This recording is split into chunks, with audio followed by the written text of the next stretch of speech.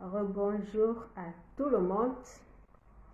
Je suis désolée pour les soucis techniques. Donc, voilà. J'ai recommencé le direct. J'ai lancé tout à l'heure. J'ai eu quelques soucis techniques. Maintenant, j'ai encore relancé. Connectez-vous, partagez le direct. Moi-même, je vais le partager. Voilà. Je vais le partager. Non. Je vais le partager. Non. Attendez. Pourquoi je ne peux pas le partager, le direct? Non.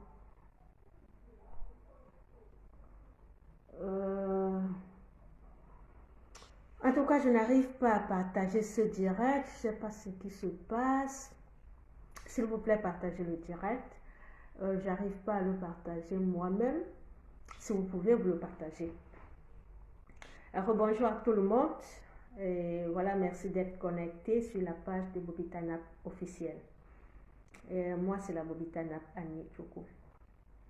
Je fais ce direct pour crier mon ras-le-bol. On ne peut pas voir ce qui se passe au Cameroun et se taire.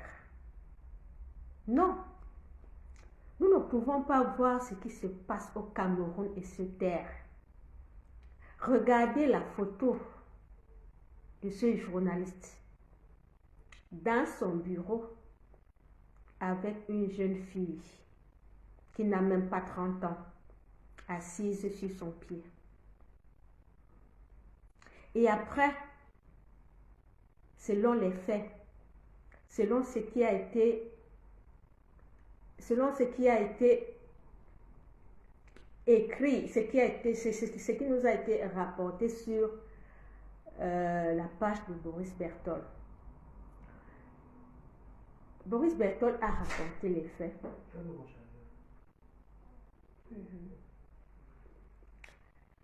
Boris Berthold a raconté les faits selon lesquels cette jeune fille...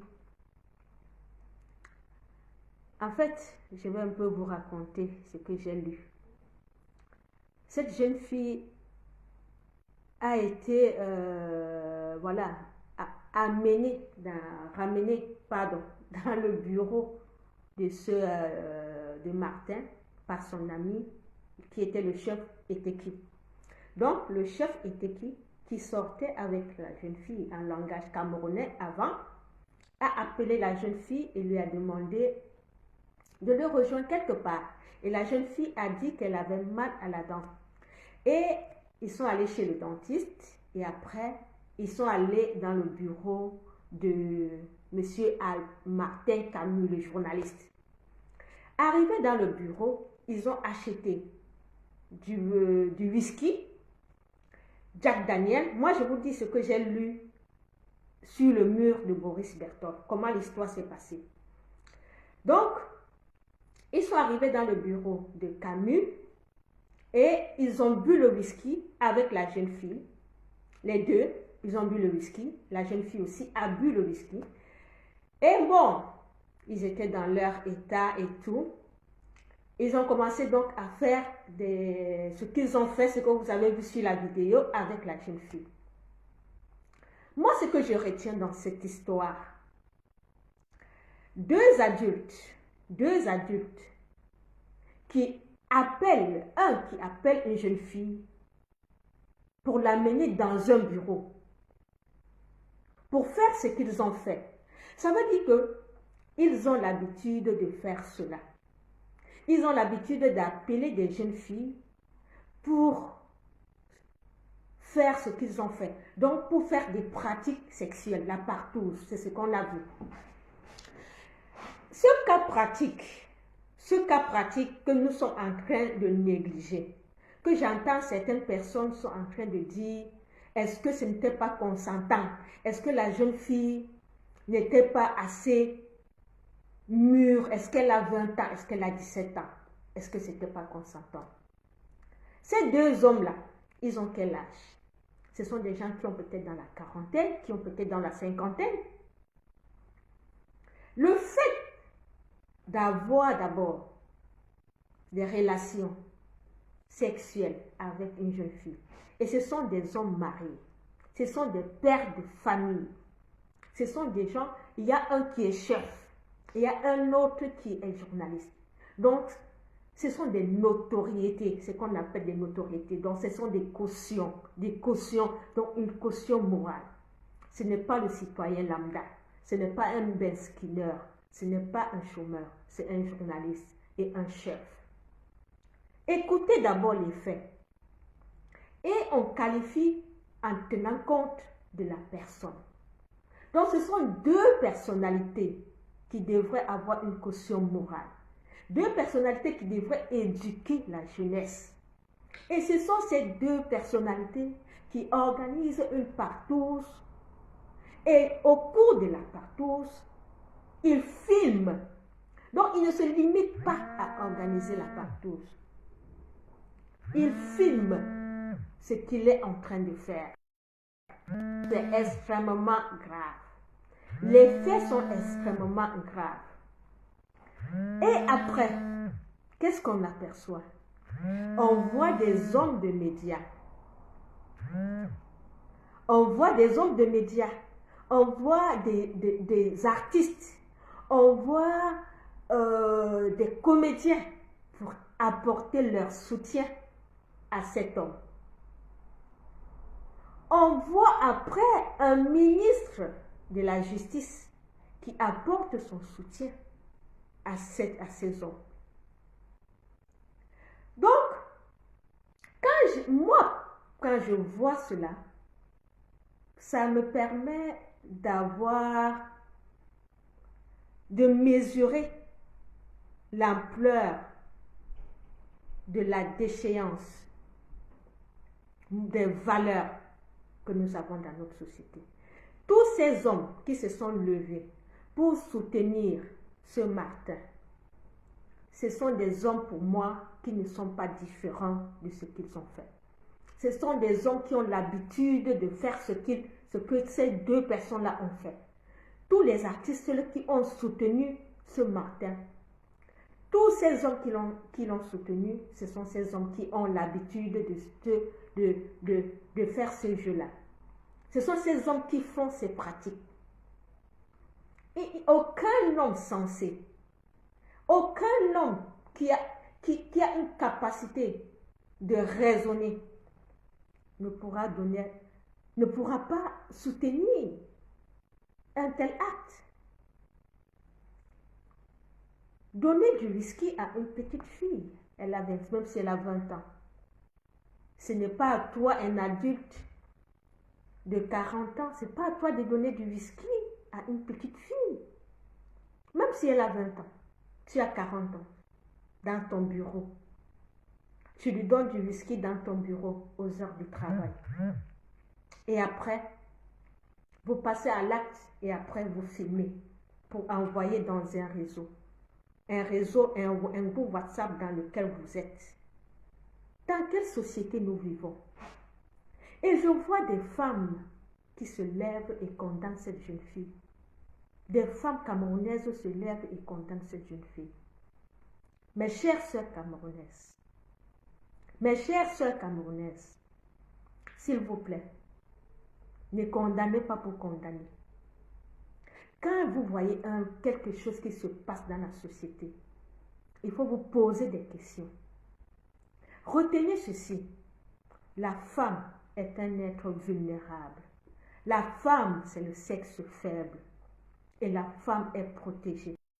Dans tous les instruments juridiques, la femme est protégée. La femme et l'enfant sont toujours protégés. Pourquoi est-ce que vous prenez toujours un malin plaisir à supporter les hommes? Pourquoi vous êtes toujours en train de défendre les hommes au détriment de vos sœurs? Ces hommes qui sont en train de détruire notre société. Ces hommes qui sont en train de détruire les valeurs. Vous soutenez quoi sur ces hommes? Vous soutenez l'infidélité? Ces hommes parlent, ce sont des chefs de famille. Ce sont des hommes mariés. Vous soutenez le fait qu'un homme aille chercher une fille pour aller pratiques sexuelles dans un bureau. Un homme qui est marié, vous soutenez cela? Parce que pour vous, la jeune fille, elle allait chercher quoi là-bas? Mais non, on ne réfléchit pas comme ça. Nous devons protéger le sexe faible. La femme, c'est le sexe faible et elle a besoin d'être protégée.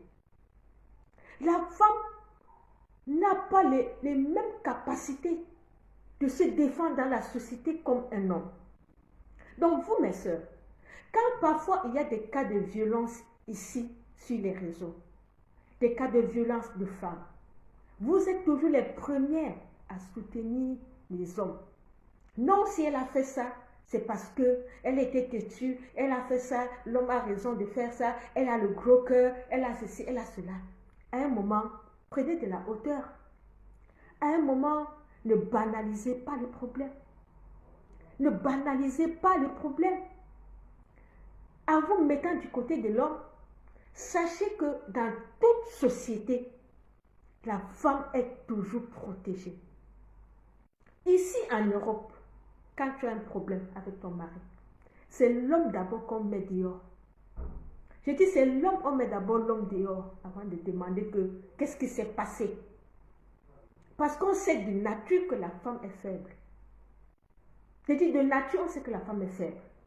Quand il faut même payer les allocations des enfants et tout, vous pensez que c'est dans le compte de qui qu'on met? On met d'abord l'argent dans le compte de la femme. Je dis, on met l'argent des enfants dans le compte de la femme parce qu'on sait qu'on met dans le compte de l'homme. L'homme va prendre ça. Il ne va pas donner à la femme. Il peut prendre ça, peut-être, il donne à ses maîtresses dehors. Et dans la société, c'est toujours les hommes qui travaillent par rapport aux femmes. Les femmes sont toujours parfois à la maison. La femme est parfois, nous avons dans notre société le phénomène des filles mères. Il y a des femmes aujourd'hui, à l'âge de 17 ans, à l'âge de 15 ans, 16 ans, elles ont déjà eu à faire une grossesse, elles ont déjà enfanté. Et quand elles enfantent, parfois, elles ne peuvent plus aller à l'école. Parfois, elle est abandonnée par le père de ses enfants. Et quand elle est abandonnée, qui lui vient en aide? Elle est abandonnée avec un enfant, avec 2 enfants. Qui lui vient en aide?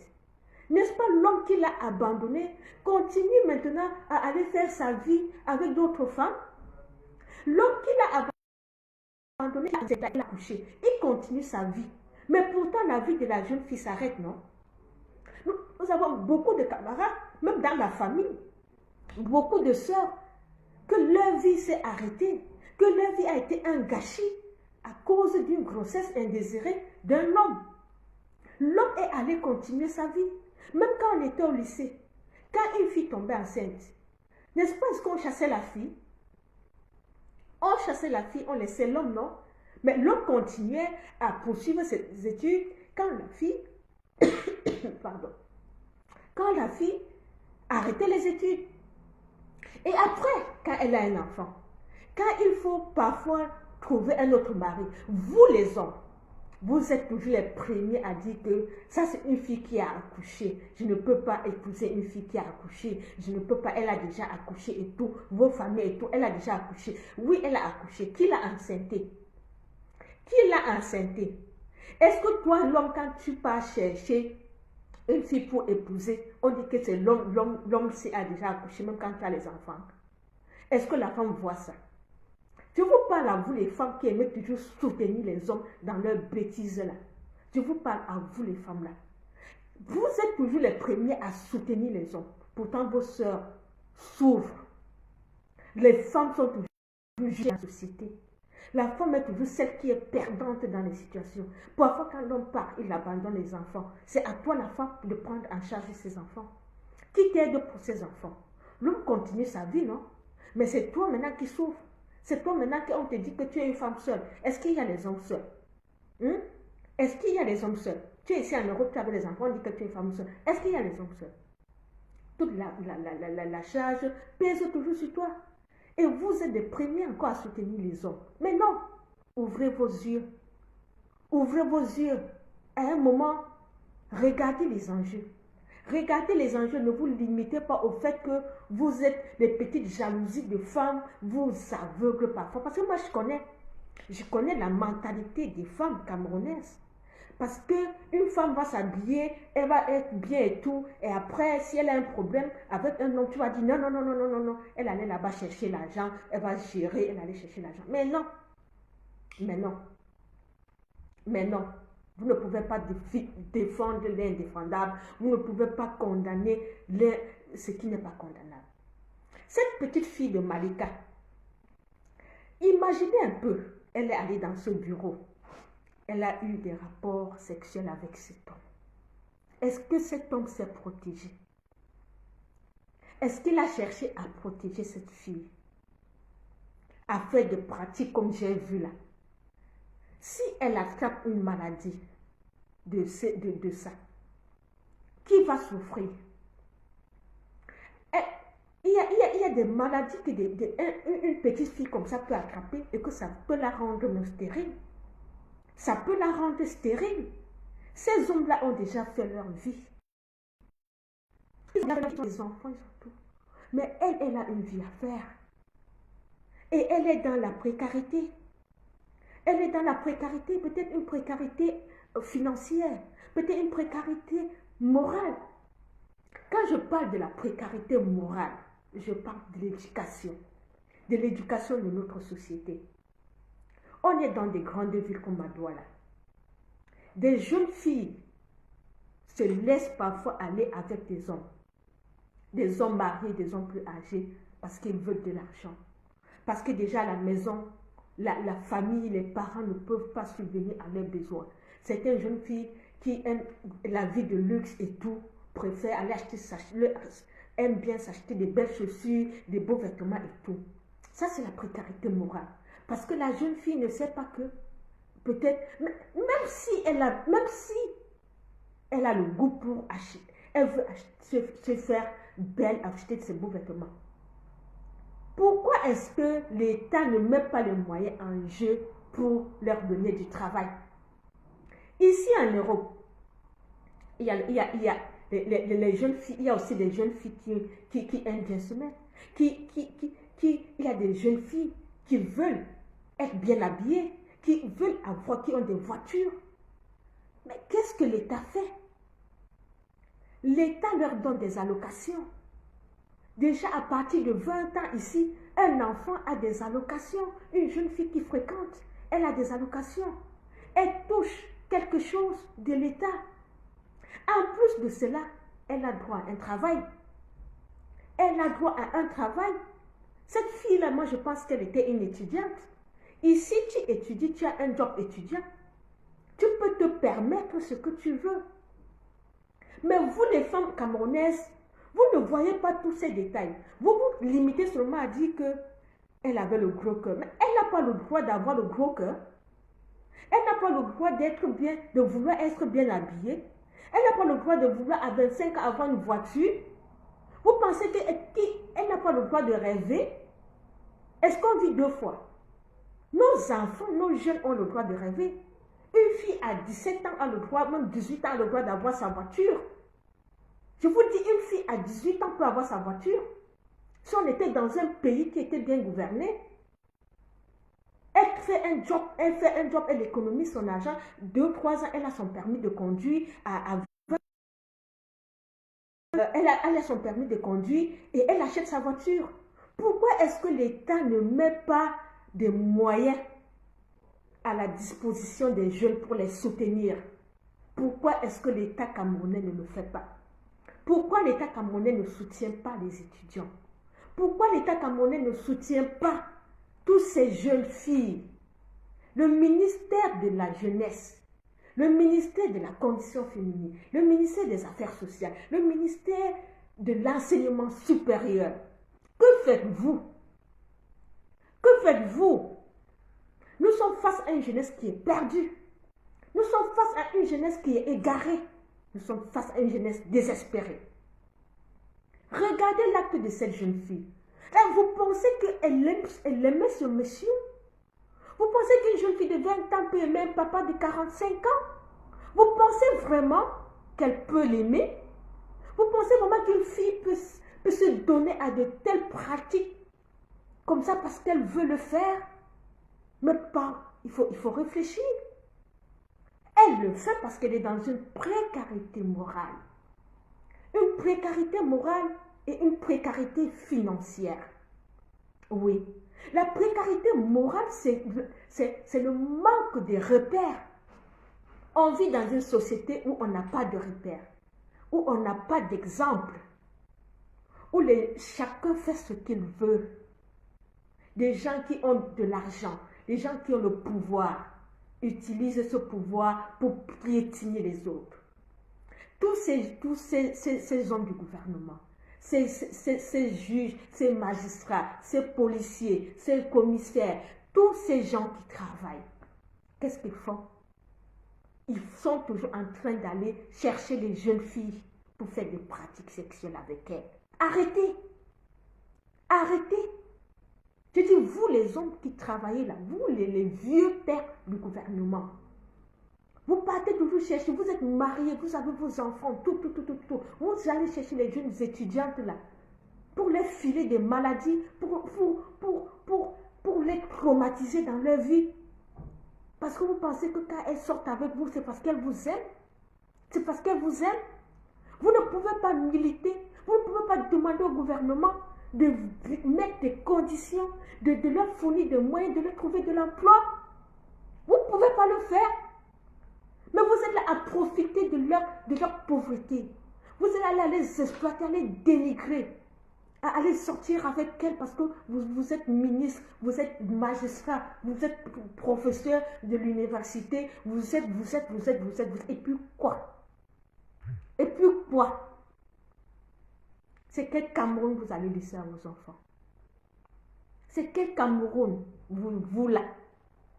Vous là, aujourd'hui, là, c'est quel Cameroun vous allez laisser à vos enfants? On va continuer dans cette bêtise jusqu'au calme. À un moment, il faut arrêter. Il faut que chacun de vous fasse son introspection. Vous accouchez des filles. On a vu ce journaliste-là et ce monsieur-là. Ils ont tous des filles. Ils ont tous des filles. Mais qu'est-ce qu'ils font aux enfants des autres? Mais parce que vous pensez que les enfants des autres, ils grandissent dans la pauvreté, que vous devez utiliser donc cette pauvreté-là pour les animaliser. Parce qu'on est pauvre, vous devez rendre des gens en animaux, vous devez animaliser des êtres humains. Parce que pour moi, ce que vous avez fait, c'est animaliser, chosifier cette jeune fille. Vous passez le temps à chosifier les femmes. Vous les rendez, elles sont des objets sexuels pour vous. Elles sont des objets sexuels pour vous. Parce qu'elles sont pauvres. Elles sont pauvres dans la tête. Elles sont pauvres financièrement. Parce que l'État camerounais n'a pas mis des moyens pour soutenir les femmes. Il n'y a aucun moyen qui est mis pour soutenir les femmes. Et vous êtes dans des positions stratégiques. Et vous ne contribuez jamais à ce que cela change. Vous ne voulez même pas que cela change parce que cela vous profite. Parce que si on donne les moyens pour que la femme ait de quoi manger, pour que la femme ait de quoi s'habiller, pour que la femme ait de quoi être belle sans vous, vous allez faire une pratique avec qui? Vous allez faire avec qui? Donc, vous jouez à un jeu et vous savez ce que vous faites. Vous voulez maintenir la femme dans la précarité pour continuer à l'utiliser comme votre objet sexuel.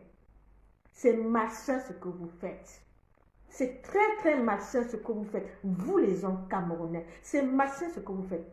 Et vous êtes encore les premiers à vous asseoir et vous moquer de ces femmes-là. Pour dire, ah la femme, qu'est-ce qu'elle représente. C'est très très malsain ce jeu auquel vous vous livrez. Mais aujourd'hui, ça ne peut plus continuer parce que vous avez aujourd'hui les réseaux sociaux où il y a beaucoup de choses qui sont dénoncées, qui sont vues. Parfois, certains ont dit, il n'y a que des bavardages. Il n'y a que des bavardages sur les réseaux sociaux et tout. Mais aujourd'hui, vous voyez la force des réseaux sociaux. Vous voyez la force des réseaux sociaux. Ils ont cherché à étouffer cette affaire. Ils ont cherché à étouffer l'affaire Malika par tous les moyens. Mais ils n'y parviennent pas. Ils n'y parviennent pas parce que la force de la communication sur les réseaux sociaux, la communication sur les réseaux sociaux est efficace. Et vous n'allez pas parvenir à tuer cette affaire. Vous n'allez pas parvenir à utiliser vos influences comme vous le faites souvent pour que cette affaire n'aboutisse pas. Cette affaire, on va le conduire sur les réseaux sociaux. On va le conduire jusqu'à ce que les coupables soient punis, que des coupables soient inquiétés par la loi. Et que vous, les hommes camerounais, certains d'entre vous qui vous continuez encore à faire ça, certains d'entre vous font encore ces pratiques-là dans le noir. Et moi, je vous dis, vous qui continuez à faire ces pratiques, vous qui continuez à aller chercher des jeunes filles, des innocentes, des petites filles, vous les hommes mariés, qui continuent à aller tromper les jeunes filles parce qu'elle vient avec toi, tu lui donnes 5 000, tu lui donnes 10 000, tu lui donnes ci, tu lui donnes ci, tu lui fais faire des pratiques bizarres. Tout cela, ça va prendre fin. Tout cela, ça va prendre fin. Donc, avec l'affaire de Malika Sy, calmez vos ardeurs. Calmez vos ardeurs. Sinon, vous tous, vous serez exposés sur la place publique. Vous serez exposés sur la place publique si vous continuez à faire cela aux femmes. On va vous exposer. Et ce ministre Jusseur qui soutient les partous, un ministre de la justice qui soutient les partous, honte à ce ministre. Heureusement que c'est des ministres affamés. Des ministres affamés qui ne cherchent qu'à voler, qui ne cherchent qu'à s'éterniser, qui ne cherchent qu'à éterniser un pouvoir sénile de vieux dictateurs. Heureusement que vous êtes dans un gouvernement illégitime. Parce que tout ce que vous faites ne traduit que ce gouvernement incapable, incompétent, qui a affaibli, qui a détruit une population pendant 40 ans. Voilà le résultat. Voilà le résultat, monsieur le ministre de la Justice, qui soutient un partouzeur, parce que c'est un ami politique, parce qu'il fait les louanges du RDPC, des voleurs de la République comme toi. Et tu le soutiens avec des filles. Tu as combien de filles, monsieur le ministre? Vous avez combien de filles? Vous avez combien de sœurs? Si on prend votre fille, on va lui donner du whisky dans un bureau, dans une séance de partous. Vous aurez quel sentiment? Vous aurez quel sentiment, monsieur le ministre, qui soutient? Vous aurez quel sentiment? Mais vous n'êtes pas différent de lui, hein? Mais vous n'êtes pas différent de lui. Le Boris Berthold a bien dit dans sa communication qu'il y avait un groupe WhatsApp où vous partagez les photos. On va arriver sur vous. Il y a un groupe WhatsApp où vous partagez. Et je suis même sûre que ce ministre-là peut être même dans ce groupe WhatsApp. Parce que la qualité qu'il soutient, ça veut dire qu'il sait quelque chose. Si tu soutiens un partout, ça veut dire que toi-même tu es un partouzeur. Mais ta part va sortir un jour. Sa part va sortir un jour. Exactement. Bonsoir, Mambo Kofi. C'est ce que je dénonce ici. Cette étudiante avait 23 ans. Elle est étudiante. Je sais qu'elle est étudiante. Moi, j'ai été étudiante au Cameroun. J'ai été étudiante en Europe. Je sais de quoi je parle. J'ai parlé tout à l'heure de la précarité morale et de la précarité financière. J'ai dit tout au début de mon direct que la femme est un être vulnérable Quand on fait le classement des vulnérabilités, la femme est un être vulnérable. De par sa nature, de par ses besoins, de par son intégration dans la société, la femme est un être vulnérable. C'est pour ça que la femme et l'enfant doivent être protégés. Pas au même titre que les hommes. La femme a besoin de protection et l'enfant plus que les hommes. J'en reviens au fait que tu dis que cette fille était étudiante. Effectivement, elle était étudiante. Et tu dis que c'était son gagne-pain quotidien. Je l'ai martelé ici, que les étudiantes sont utilisées tous les jours. Les étudiantes sont utilisées tous les jours par les fonctionnaires, par les hommes en tenue, par des artistes, par des comédiens, par-ci, par-ça. Les étudiantes sont utilisées sexuellement. C'est une réalité.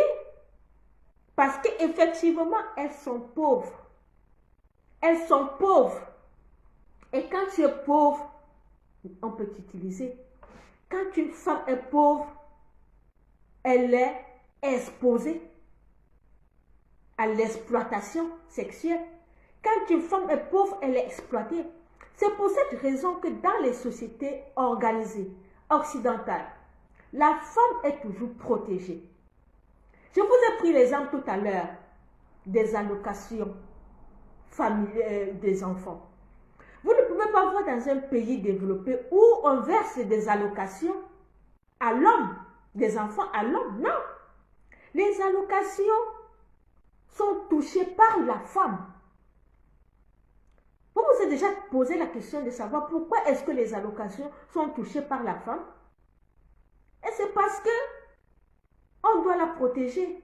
C'est parce qu'on sait que si on verse à l'homme, peut-être ça ne va pas servir pour les enfants. Donc, on ne peut pas précariser les femmes dans notre société et s'attendre à ce que ces femmes-là soient protégées dans la société. Tous ces hommes qui utilisent les femmes, ce sont ces hommes qui peuvent aider les femmes à sortir de la précarité. Cette étudiante-là est allée faire des pratiques parce qu'elle veut gagner sa vie. Elle veut avoir un gagne-pain comme tu l'as dit. Elle veut peut-être s'acheter une paire de chaussures. Peut-être son père l'a inscrit à l'université. Il n'a payé peut-être que sa pension. Elle a besoin du maquillage. Elle a besoin du rouge à lèvres. Elle a besoin d'aller prendre un pot avec ses amis. Elle a besoin de ci ou de ça, de l'argent de poche. Est-ce que son père est capable donc de lui donner cet argent de poche? Dans les pays développés, il y a des jobs pour les étudiantes. Il y a des jobs pour les étudiantes. Et quand tu ne jobs pas, l'État peut mettre à ta disposition un soutien. On peut soutenir les étudiants financièrement. Dans beaucoup de pays ici en Afrique, on soutient les étudiantes, les étudiants. Pourquoi est-ce que chez nous, on ne les soutient pas? Le ministre de la Condition féminine a déjà fait quelle étude pour signaler au gouvernement que il y a des femmes, des étudiantes qui sont en train de souffrir financièrement et qu'il faut les aider. Oh, il y a toujours des cas d'étudiantes qui sont tuées, des cas d'étudiantes qui sont harcelées. Et voilà, ça passe sous silence. Ça passe ça passe sous silence. Ce n'est le problème de personne, personne ne s'en occupe. Les gens du gouvernement, les fonctionnaires qui devraient s'en occuper, ce sont eux les premiers à utiliser ces étudiantes. Et maintenant, après, on va dire que ce sont elles qui ont cherché. Mais non, on ne veut pas précariser les gens et attendre d'elles d'avoir un bon comportement dans la société. Si on prend l'exemple de l'immigration, si vous passez par le Mali, la Libye, tous ces pays arabes où on passe pour arriver en Europe, au Maroc et tout ça, quand tu prends la route pour voyager, que ce soit une femme, un homme, vous savez ce que vous endurez, ce que les gens endurent au cours de leur voyage. Quand les gens prennent la route pour voyager, là, on te viole en route. Si on ne te viole pas, tu dois sortir avec les hommes pour de l'argent. Étant dans le désert ou dans ton processus de voyage, est-ce que tu as un travail? Tu ne travailles pas. Quand tu ne travailles pas, tu n'as pas d'argent. Quand tu n'as pas d'argent, est-ce que tu n'as pas de besoins? Est-ce que tu n'as pas de besoins? Il y a quel être sur terre, même un enfant qu'on a accouché, il a déjà les besoins. Il y a quel être sur terre qui n'a pas de besoins? Nous tous, nous avons des besoins. C'est pour cette raison que dans des sociétés organisées, dans des sociétés où on est soucieux du bien-être collectif, dans des sociétés où on est soucieux du bien-être de toute la population, l'État, au lieu de voler, devrait mettre sur pied des moyens, devrait mettre des moyens à la disposition des organisations, des associations, de tout ce qui est pour pouvoir assister la population. Mais chez nous, qu'est-ce qui se passe? Tous ceux qui nous gouvernent ne pensent qu'à voler. Tous ceux qui nous gouvernent ne pensent qu'à voler. Ils volent. Et vous aussi, vous êtes là pour les accompagner dans ce vol. Vous les accompagnez dans ce vol. Parce que quand ils volent, ils donnent votre part. Chacun ferme sa bouche. On vole, on donne ta part, tu fermes ta bouche. Tu ne dénonces pas. Parce que tu as déjà eu ta part. Celle-là qui n'a pas la possibilité d'avoir sa part. Cette étudiante-ci qui était obligée d'aller faire les partous parce qu'elle veut peut-être l'argent de la garniture. Vous savez qu'au Cameroun, une jeune fille peut manquer l'argent de la garniture. À notre époque, on appelait garniture, le Faytex. Vous savez ça? Qu'une jeune fille peut manquer l'argent du Faytex au Cameroun? À notre époque, on était étudiant en Guayaquil. Je dis bien, on était étudiant en Guayaquil. Nous, on manquait l'argent de garniture. Il nous arrivait de manquer l'argent de garniture de Faytex, étudiant en Guayaquil, parce qu'on n'en avait pas. Parce qu'on n'en avait pas. Et le même en Guayaquil, là-bas, au Cradax, où on vivait, il y avait toujours ces fonctionnaires-là, qui étaient là-bas toujours dans les mini-cités, qui cherchaient toujours les filles, qui étaient toujours là-bas, qui profitaient de cette précarité des filles pour aller sortir avec elles. Et vous pensez que ces filles-là sortaient avec ces hommes-là parce qu'ils les aimaient? Vous pensez qu'elles partaient avec ces hommes-là parce qu'elles voulaient partir avec lui? Elles étaient obligées. Elles étaient obligées. Si tu manques de tout, même les serviettes hygiéniques, tu n'as pas. Tu peux aller faire une partouze. On peut comprendre que tu peux faire une partouze. Tout le monde n'a pas un caractère qui est fort. Où sont ceux qui sont supposés nous éduquer les jeunes? Où sont ces gens-là qui sont censés éduquer les jeunes? Les jeunes sont abandonnés à elles-mêmes. Elles sont abandonnées à elles-mêmes.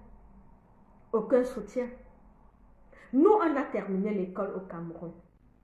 Moi, je parle parce que moi, j'ai étudié au Cameroun. Hein. J'ai été étudiante au Cameroun.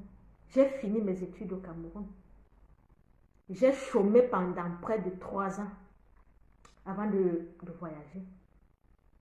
Et quand je chômais, même quand j'étais étudiante, est-ce que l'argent que mon père me donnait était suffisant? Est-ce que l'argent que ma famille me donnait était suffisant pour mes besoins? Ce n'est jamais suffisant. Mais l'État me donnait quoi? L'État camerounais me donnait quoi? Qu'est-ce que l'État camerounais met comme moyen pour que des jeunes filles, pour que des jeunes étudiants puissent s'épanouir durant les études? Pour que les étudiants mènent sereinement leurs études, qu'est-ce que l'État camerounais met? Qu'est-ce qu'ils font? pour que des jeunes ne tombent pas dans des pièges. Ils ne font rien. Ils ne font rien. Comprenez que la jeunesse camerounaise, cette jeunesse est abandonnée à elle-même. Quand tu souffres, il n'y a personne qui souffre avec toi. Il n'y a que ta famille. Mais parfois, ta famille aussi est aussi, si tu es dans une famille où chacun se cherche, où il n'y a pas de moyens, tu vas demander à qui? Tu vas demander à qui? Et autour de toi, tu vas voir tes amis qui vont avec ces vieux.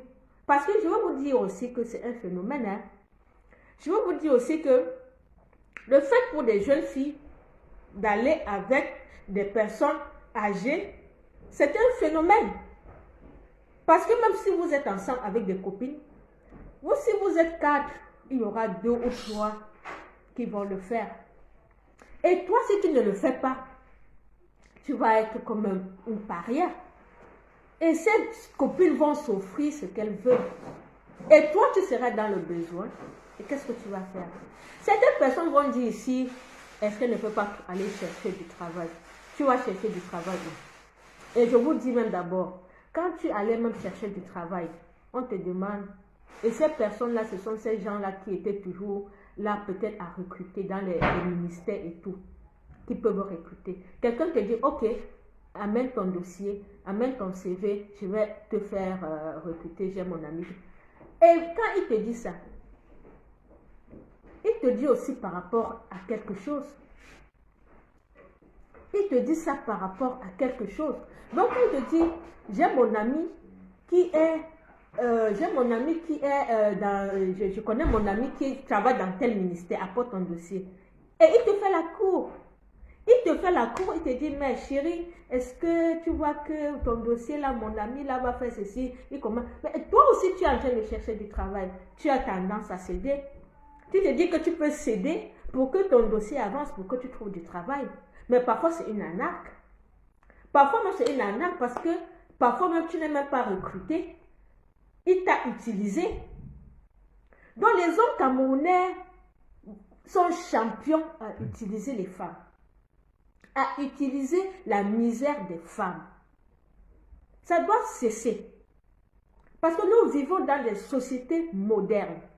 Et ces sociétés modernes dans lesquelles nous vivons, nous constatons que la femme doit avoir le choix. Si une femme veut sortir avec un vieux, il faut qu'elle sorte avec un vieux de son bon vouloir. Elle doit aller avec un vieux de son bon vouloir. Elle ne va pas aller avec un vieux parce que le vieux là va lui donner 5 000 francs. Elle ne doit pas aller avec un vieux parce que le vieux là va lui donner 10 000 francs. Non. Il faut que la femme camerounaise, nos jeunes sœurs, puissent avoir le choix, puissent avoir la possibilité de choisir leur partenaire, puissent avoir la possibilité de mener une vie. Si elle va dans l'indécence, dans l'indignité, il faut qu'elle ait choisi cette voie. Mais je m'insurge contre ce qui se passe parce que beaucoup ne choisissent pas cette voie. Beaucoup de nos sœurs sont des victimes parce que nous avons des bourreaux, nous avons des prédateurs dans notre société. Beaucoup de nos sœurs sont abandonnées à leur triste sort. Beaucoup souffrent en silence parce que c'est un phénomène qui a pris de l'ampleur dans la société. C'est un phénomène qui est implanté dans notre société. Et que nous devons, avec le nouveau Cameroun que nous allons construire, nous devons combattre cette mentalité à vouloir chosifier la femme, à rabaisser la femme. Parce que on se demande parfois pourquoi la femme camerounaise ne se lève pas. On se demande parfois pourquoi la femme camerounaise ne prend pas position. On se demande pourquoi la femme camerounaise ne s'indigne pas. On se demande, mais vous ne connaissez pas la réponse. Moi, je pense que on ne doit même pas chercher loin. On ne doit même pas chercher loin. Pourquoi est-ce que la femme camerounaise ne se lève pas, ne s'indigne pas? Parce que c'est une femme détruite.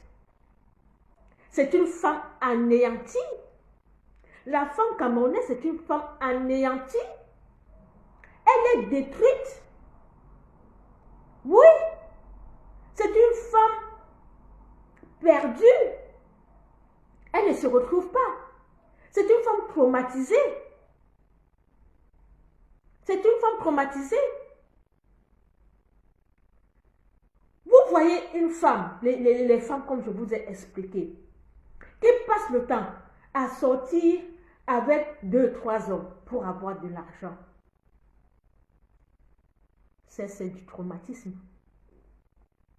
Vous vous demandez pourquoi les femmes camerounaises courent après l'argent?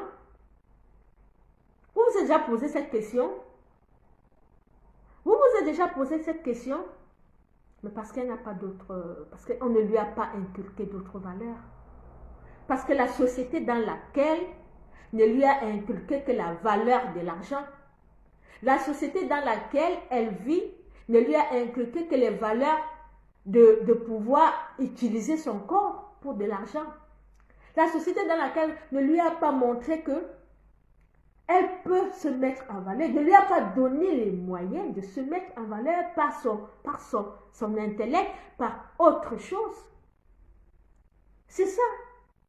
Avant de juger la femme camerounaise, nous devons faire un diagnostic de notre société. Nous devons faire un diagnostic de notre société. Qui fait quoi? Qui fait quoi?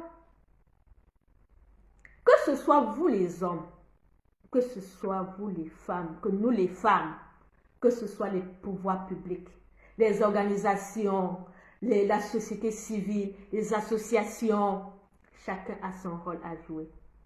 Et si personne ne joue son rôle, je dis bien si personne ne joue son rôle, déjà à la base, dans notre société, nous avons le phénomène des filles-mères. À 17 ans, nous voyons déjà combien de filles sont enceintes au Cameroun à 17 ans? Combien? Il y en a au moins 40%. 40% de femmes qui sont enceintes à 17 ans, qui ont des grossesses précoces. Pourquoi est-ce qu'on a ce phénomène de grossesse précoce? Vous vous êtes posé la question? Quelle est la cause des grossesses précoces dans notre société? C'est un problème de société. Parce que déjà, quand une fille a une grossesse précoce, au moins à 80%, beaucoup sont abandonnés par des hommes. Beaucoup sont abandonnés par les auteurs de ces grossesses. Et elle vit avec ce traumatisme. Elle vit avec ce traumatisme. Elle vit avec ce traumatisme. Elle n'a pas d'argent. Elle a été peut-être obligée de laisser les études. Maintenant, elle va se concentrer pour élever un enfant dont le papa est parti chercher une autre femme. Ce sont des traumatismes que les gens vivent et que la société tend à minimiser. On va banaliser. On va banaliser les choses jusque quand? Jusque quand on va banaliser les maux de notre société? Jusque quand? Trop, c'est trop. Trop, c'est trop. Nous devons arrêter de traumatiser, de détruire la femme camerounaise. Et nous, les femmes camerounaises, nous devons être solidaires de nos causes. Nous ne devons pas juger nos sœurs. J'ai dit à l'entame de ce direct que la femme, c'est le sexe faible. Vous m'avez bien suivi? J'ai dit à l'entame de cette émission, de ce direct, que la femme est le sexe faible. La femme,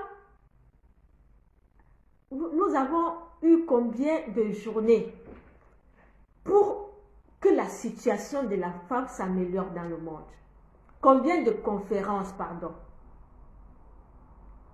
On a la conférence de Beijing, on a la conférence de Maputo, on a eu plusieurs conférences pour que la situation de la femme s'améliore. On a eu plusieurs combats pour que la situation de la femme s'améliore. Parce que la souffrance de la femme, ce n'est pas au Cameroun que ça a commencé. La femme, avant même voter, elle ne votait pas. La femme avant travaillait, même elle ne travaillait pas. La femme avant, même, avant elle travaillait même, c'est son mari qui touchait le salaire. La femme n'avait pas droit à ci, droit à ça, droit à ça. Donc vous les femmes, que vous vous levez aujourd'hui, pour supporter les hommes, il faut un peu lire l'histoire de l'humanité. Lisez l'histoire de l'humanité, vous allez vous rendre compte que nous sommes dans des sociétés maso. Nous sommes dans des sociétés où les hommes veulent toujours imposer une conduite à tenir. Il faut lire l'histoire de l'humanité. Vous n'allez jamais supporter un homme. Vous allez comprendre que la femme est là où on est aujourd'hui parce que les femmes ont mené des combats. Et nous sommes amenés aujourd'hui, nous les femmes camerounaises, à avoir la responsabilité de continuer ces combats. Le combat pour nous aujourd'hui. Avant, les femmes ont combattu pour avoir le droit de vote.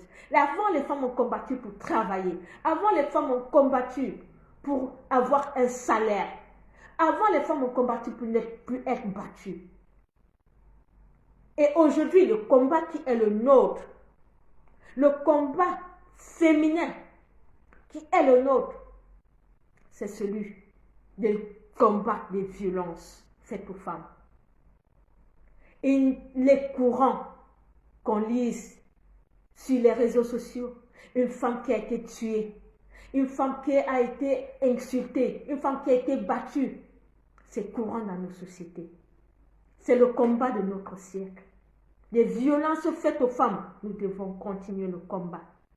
Et le harcèlement sexuel, ce que Malika a subi, c'est une violence faite aux femmes. La violence n'est pas que physique. La violence, ce sont des actes. Cette femme a subi de la violence. Partager cette... Arriver dans un bureau, lui offrir du whisky et l'amener à faire ce qu'elle a fait et diffuser ses photos sur les réseaux sociaux, c'est de la violence. Et c'est le combat que nous les femmes nous devons mener. Au-delà de ce que vous pensez, il y a des mots que nous devons dénoncer en tant que femmes. J'ai fait un direct l'autre jour ici pour interpeller toujours les femmes camerounaises pour leur dire quelle est votre responsabilité face à votre appartenance à l'humanité. Chacune devrait s'interroger sur sa responsabilité en tant que femme, en tant qu'homme avec grand H. Quelle est ma responsabilité vis-à-vis de mon prochain? Quelle est ma responsabilité? La crise sanitaire est venue nous faire comprendre que l'humanité est une et que nous partageons ceci en commun, le fait que nous soyons des hommes. Nous, les femmes camerounaises, nous devons être solidaires de nos sœurs. Nous devons être solidaires. Nous devons savoir, apprendre à nous indigner. Nous devons apprendre à militer pour une cause.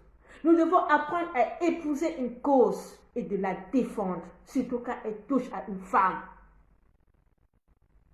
Vous êtes mieux organisés au 237. Vous faites des tontines, vous faites des associations, vous faites des églises. Vous allez ici, vous allez là-bas. Pourquoi vous ne vous organisez pas? Pour montrer aux hommes que la femme ne doit plus être piétinée de cette sorte. Pourquoi est-ce que vous n'arrivez pas à vous organiser? Même pour dénoncer ce que cette petite Malika est en train de subir. Pourquoi est-ce que vous n'arrivez pas à vous organiser pour dénoncer? La femme camerounaise, vous faites partie de la population. Le Cameroun, la population camerounaise est à 50% composée de femmes. Je dis bien 50% composée de femmes. Vous êtes où? Vous êtes où les femmes camerounaises? Mes camarades de classe de l'université, vous qui êtes dans des bureaux là-bas au Cameroun, vous qui êtes des fonctionnaires là, vous qui êtes des procureurs, vous qui êtes des magistrats, vous qui êtes des greffiers, je ne sais pas quoi. Vous qui êtes, je ne sais pas quoi. Mes camarades de classe de l'université de Tchad, vous êtes dans tous les services au Cameroun. Vous avez fait l'ENAM. Vous êtes des fonctionnaires. Vous êtes où? À l'université, on nous avait appris que le droit, c'était pourquoi? C'était pour défendre les faibles. Vous avez étudié le droit pour aller servir un régime dictatorial. Toutes ces unités de valeur qu'on a fait à l'université, par rapport à la défense des droits, par rapport à la promotion des droits et libertés, vous les avez mis où? Vous êtes entré dans un système où vous vous asseyez et vous mangez. Et vous faites aussi à manger à vos familles. C'est votre visa. C'est les diplômes de droit que vous avez eus pour vous servir dans l'État. Pour vous accaparer, pour voler aussi comme les autres. Notre génération, vous me faites honte. Vous me faites vraiment honte. Parce que c'est vous les juristes, vous les femmes juristes, c'est vous qui devez libérer, c'est vous qui devez inspirer, c'est vous qui devez dénoncer sur les réseaux sociaux, dénoncer ces actes. On ne vous voit pas. Vous les femmes juristes là, on ne vous voit pas. Vous menez quel combat? Vous avez étudié le droit, pourquoi? Vous avez étudié le droit, pourquoi? Pour vous servir, pour avoir les postes, pour qu'on vous nomme, pour avoir de l'autorité, pour être au-dessus des autres. Non. Le droit sert à aider les gens, à aider les plus faibles, à s'occuper des couches précarisées, des couches défavorisées. C'est ce pourquoi vous avez été formés. Vous me faites vraiment honte. Et vous êtes les premières à venir parfois me juger, nous juger. Quand nous les femmes, on se lève pour revendiquer la cause des femmes. Quand nous les femmes, on se lève pour dénoncer la dictature au Cameroun, vous êtes les premières à venir me juger, moi.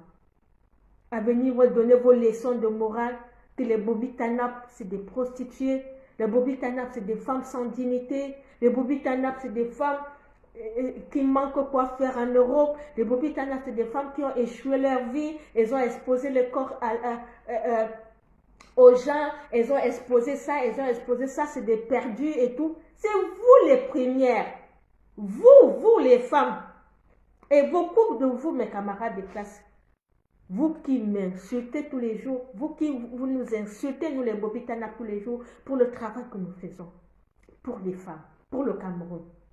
Parce qu'on s'est dénudé pour défendre une cause, vous avez jugé que nous sommes indignes. Vous, qu'est-ce que vous avez fait quand cette fille, cette petite fille Malika, qui n'a même pas 25 ans, a été dénudée dans un bureau, a été saoulée dans un bureau, que ces photos ont été diffusées sur les réseaux, les vidéos de sexe, de sextape ont été diffusées sur les réseaux. Qu'est-ce que vous avez fait? Je vous attendais. Hein? Je vous attendais. Je vous attendais.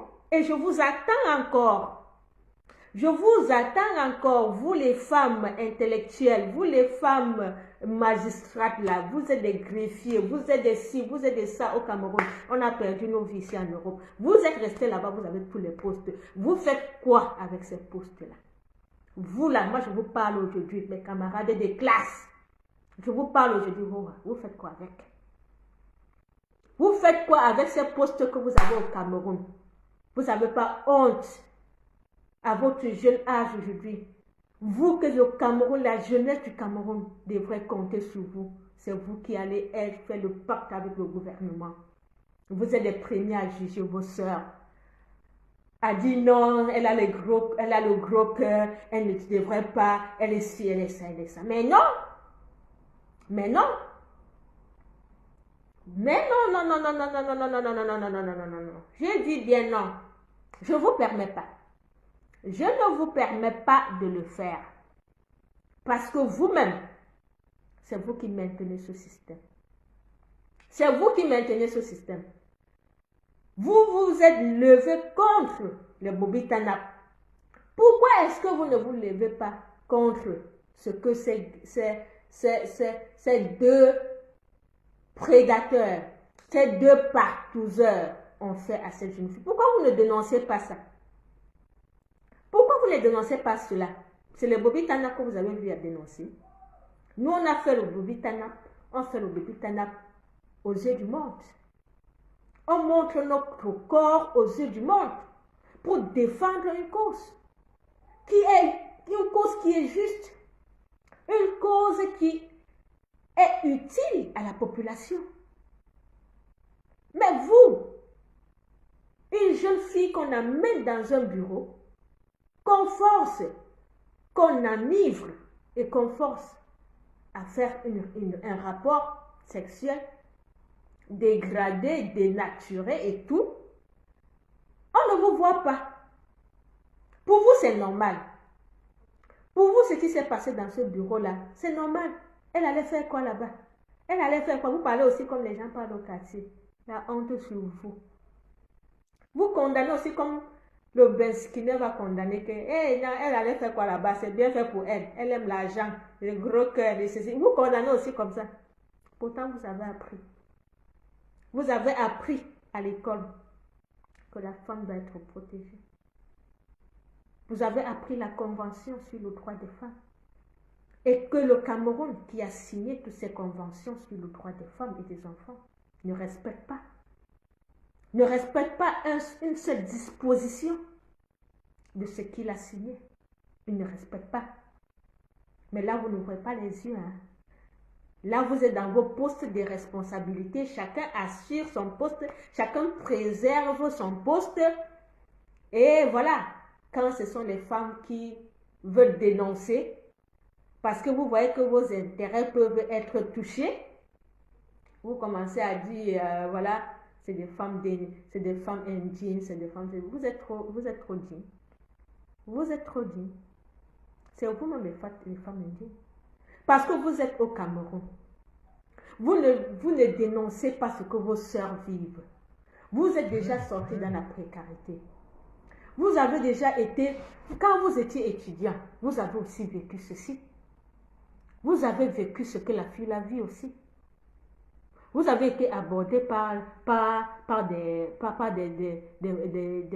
hommes d'État parce qu'ils profitaient de votre précarité estudiantine. Vous avez fait. Qui va me dire ici qui n'a pas traversé cette étape-là? Qui va me dire? Quand on était à l'université, là, il y avait combien qui étaient des enfants de riches? Il y avait combien qui étaient des enfants de riches à l'université? Bonjour Andrea Thompson, bonjour. Bonjour.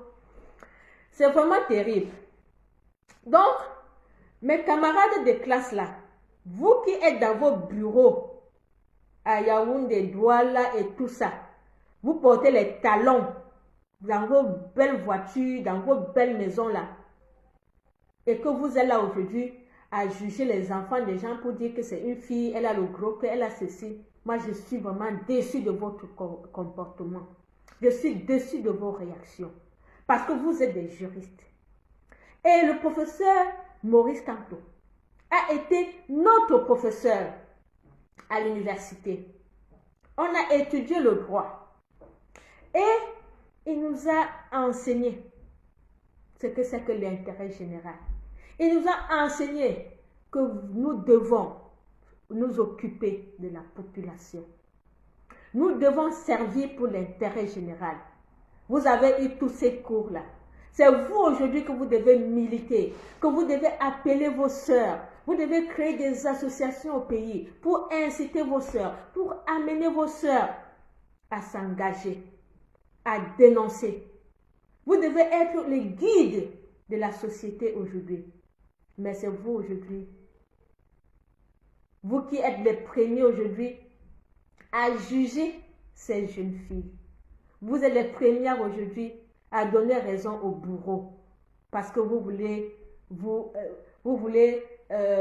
maintenir tous vos privilèges dans la société. De quelle société parlez-vous? Dans quelle société vivez-vous? Quelle société vous allez laisser à vos enfants? Vous vous êtes posé la question de savoir dans quelle société vous allez laisser un héritage à vos enfants. Une société dans laquelle ta fille pourrait aller sortir avec un vieux père pour de l'argent ou bien pour avoir un poste. Parce que vous voyez seulement l'argent. J'ai parlé tout à l'heure de la précarité morale. La précarité morale aussi peut conduire des enfants, des filles à faire ce qu'elles ne veulent pas faire. Parce que la précarité morale, c'est l'éducation. Et l'éducation, elle est non seulement à la maison, mais l'éducation, c'est aussi l'environnement dans lequel nous vivons. Si tu veux, comme vous aimez bien dire, j'ai inscrit mon enfant à l'école anglophone, j'ai inscrit mon enfant à l'école privée, j'ai inscrit mon enfant. Et puis quoi? Et puis quoi? Vous pensez que quand on est ici en Europe, quand nous les immigrants, on est ici en Europe, là, les Noirs, quand on dit que les Noirs sont des paresseux, les Noirs ont des métiers, occupent des métiers, les Noirs sont des chômeurs, les Noirs. Vous pensez que comme on dit que les Noirs, là, quand tu vas quelque part, on est en train de l'English, comme on dit souvent au Cameroun, les Noirs. Toi-même là, quand tu es un Noir, même si tu as l'argent n'importe comment, quand on English déjà les Noirs, toi-même on va te English. On va te English. Ça veut dire que on a un destin commun. Que si vous êtes au pays là, vous, mes amis là, vous avez mis vos enfants dans les écoles privées, dans les écoles anglophones, comme vous aimez bien le dire, vous pensez que ils auront une bonne éducation, ils seront différents des enfants des pauvres, ils seront bien parce que vous êtes bien et tout, vous vous en foutez des autres. Sachez que ce sera le même moulin, le même bateau. Le bateau dans lequel votre enfant sera, ce sera le bateau dans lequel tous les autres enfants seront. Vous n'allez pas créer un autre monde pour votre enfant. Vous n'allez pas créer un autre monde pour votre enfant.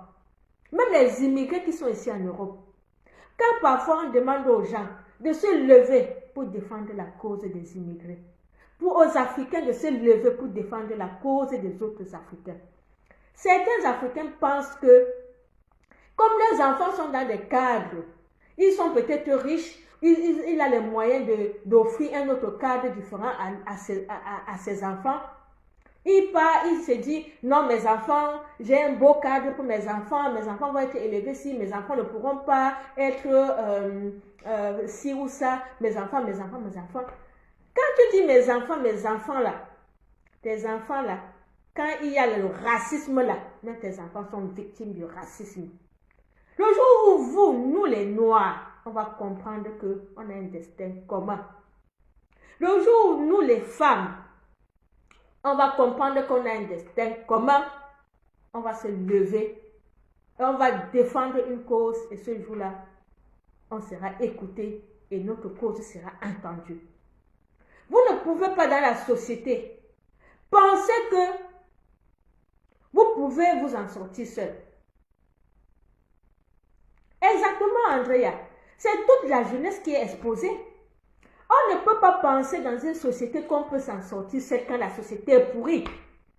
La société est déjà pourrie, ça veut dire que même ton enfant qui vit dedans sera pourri. On vit ici en Europe, tu es victime de racisme. On te dit dénonce le racisme. On te dit sortons pour aller dénoncer le racisme. Tu te dis non, mon enfant est dans une bonne école. Il est avec des blancs qui sont bien élevés. Mon enfant ne vit pas dans les quartiers difficiles. Il sera... Mais tu sais que plus tard, même si ton enfant travaille à l'Union européenne, même si ton enfant est plus blanc que les blancs, même si ton enfant est quoi, ton enfant là sera victime du racisme. Notre destin est lié. Notre destin est commun. Nous les Noirs et nous les femmes. Donc à toutes les femmes, sachez que on a un destin qui est commun. Et que nous les femmes camerounaises, que tu sois intellectuelle, l'intellectuelle c'est celle qui se rabaisse. L'intellectuelle c'est celle qui utilise son intellectualisme pour aller aider ses sœurs. C'est celle qui utilise son intellectualisme parce que tu as été à l'école. Au moins tu dépasses celle qui n'a pas été à l'école parce que tu as eu de la connaissance. Quand tu as eu de la connaissance, c'était pour venir aider. C'était pour construire une société. Tu n'es pas allé à l'école pour avoir la connaissance, pour te faire une vie de luxe. Non. Tu es allé pour contribuer plus tard à ce qu'on vive, à ce que tu vives, à ce que tes petits-enfants vivent, à ce que ta voisine, à ce que ta soeur, ton frère, ton cousin vivent dans une société qui peut tendre vers une société juste et égalitaire. Mais tu ne vas pas te plaire dans ton poste parce que madame a un poste. Pour elle, c'est terminé. Mais non, hein? Mais non. Je vous ai dit, notre destin est lié. Quand les routes, par exemple, je prends l'exemple des routes. Quand nous avons des mauvaises routes, même si tu as n'importe quelle marque de voiture, est-ce que tu vas t'envoler? Est-ce que tu vas t'envoler pour aller quelque part? N'est-ce pas quand on a des mauvaises routes, même si ta voiture, c'est la dernière marque de voiture qu'on a créée, si c'est la plus grande marque, tu vas passer où? Tu vas passer où avec ta voiture? N'est-ce pas, tu vas passer sur ces routes-là? On a vu des gens avec des belles voitures qui sont morts à cause de l'état des routes. Des gens qui sont morts à cause du mauvais état des routes. On a vu des gens qui sont morts à cause de mauvais soins de santé. Des gens qui ont des positions sociales enviables, mais qui sont morts dans des hôpitaux à cause de mauvais soins de santé. Mais quand il fallait dénoncer ces soins de santé, il n'y avait personne pour dénoncer. Quand il fallait dénoncer que nos hôpitaux sont des mouroirs, la personne ne se sentait pas concernée. Parce qu'elle se disait, moi je suis peut-être commissaire de police, je suis ci, je suis ça. Quand moi je vais aller à l'hôpital avec mon grade de commissaire ou mon grade d'inspecteur d'impôts, de ci, je vais être dans une chambre sans savoir que quand il y a une défaillance déjà dans le système, la défaillance là, tout le monde peut être victime de cette défaillance. Et c'est ce qui arrive dans notre pays. Vous voyez dans notre pays, le taux de mortalité des femmes, le taux de mortalité des femmes qui enfantent est encore très très élevé dans notre pays. Et c'est un combat que nous devons mener. Parce que nos hôpitaux, nos médecins ne sont pas assez outillés pour suivre, par exemple, une grossesse. Parce qu'il y a beaucoup de pays où le taux de mortalité des femmes enceintes est quasiment à 1%. Mais dans notre pays, on lit sur les réseaux, beaucoup de femmes, même dans notre famille, même dans notre entourage, beaucoup de femmes qui meurent suite d'un accouchement. Est-ce que ça devrait encore être? C'est des combats que nous, les femmes, nous devons mener.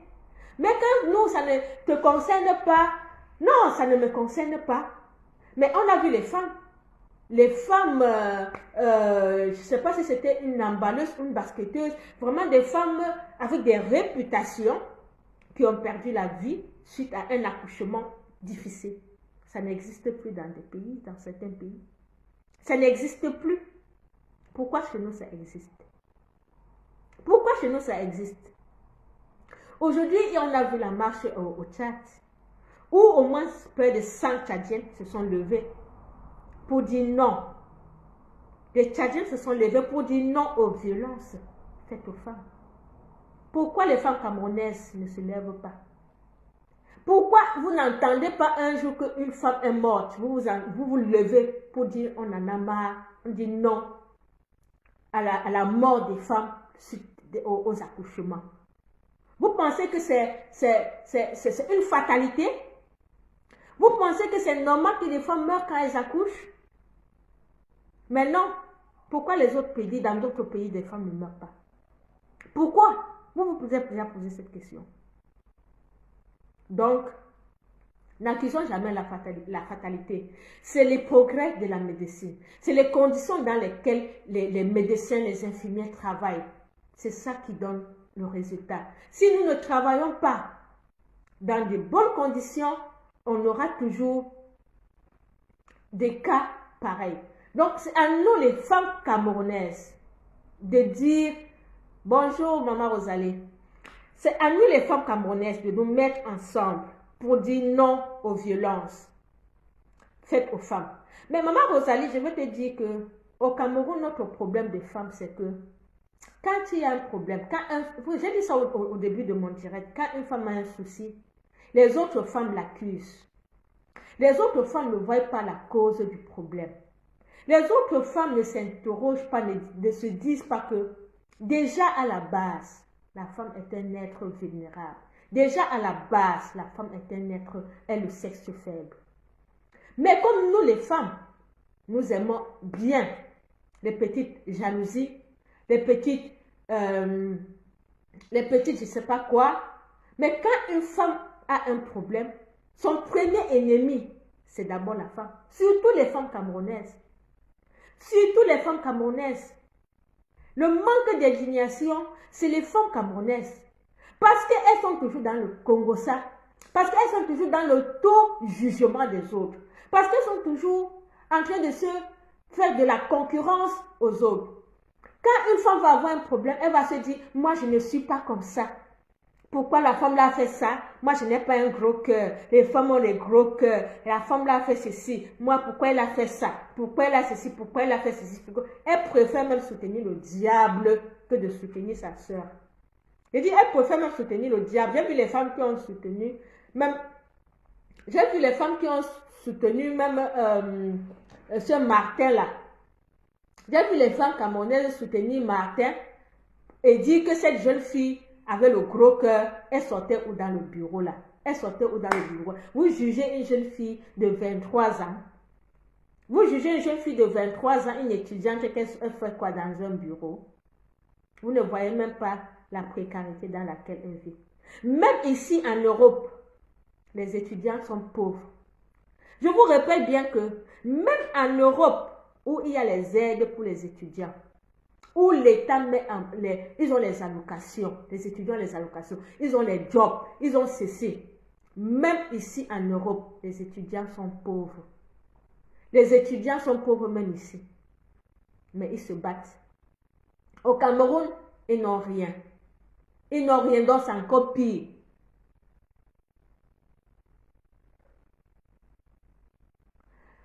Monsieur Yannick Manga, bouge avec ça. Pose-toi d'abord la question, elle a fait comment pour se retrouver dans ce bureau? Elle a fait comment pour se retrouver dans ce bureau? Si vous êtes allé sur le mur de Boris Berthold a expliqué que elle s'est retrouvée dans ce bureau comment? J'ai expliqué au début de mon direct, je vais encore expliquer. Elle s'est retrouvée dans ce bureau comment? Monsieur Eteki, qu'on appelle le chef là, c'était sa copine avant. Parce qu'au Cameroun, vous avez déjà légalisé les copines. Même les hommes mariés, on ne sait pas qui est marié, qui n'est pas marié. Vous avez légalisé les seconds bureaux. Vous avez légalisé les maîtresses. Vous avez légalisé une vie de désordre. Vous les hommes, vous avez déjà mis tellement le désordre dans vos vies que c'est normal pour vous de sortir, de vous amuser avec les jeunes filles. Vous avez légalisé un désordre sexuel au Cameroun. Une dépravation des mentalités, une dépravation de mœurs au Cameroun. Vous avez légalisé. Vous avez légalisé. Un homme sort de chez lui, il rentre le lendemain, il n'a même pas le compte à rendre à sa femme. Un homme va accoucher les enfants dehors, n'importe comment, avec les autres femmes. Il n'a pas de compte à rendre avec sa femme. Vous avez légalisé un désordre au Cameroun.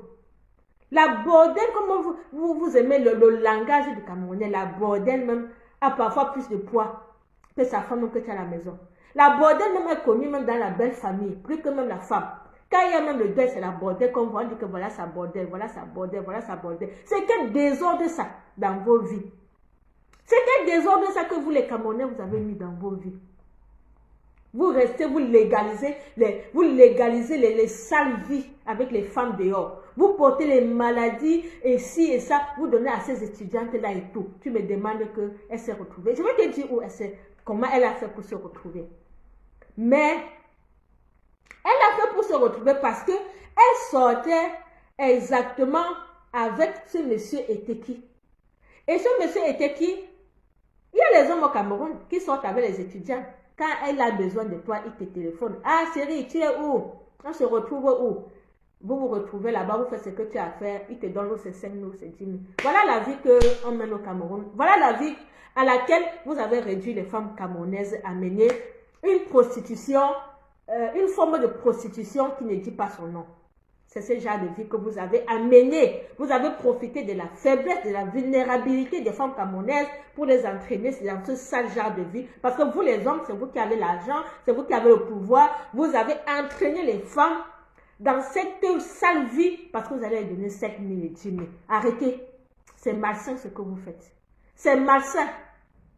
Donc, monsieur Eteki là, qui est un chef, qui a un restaurant, il ne pouvait pas trouver le travail à cette fille-là.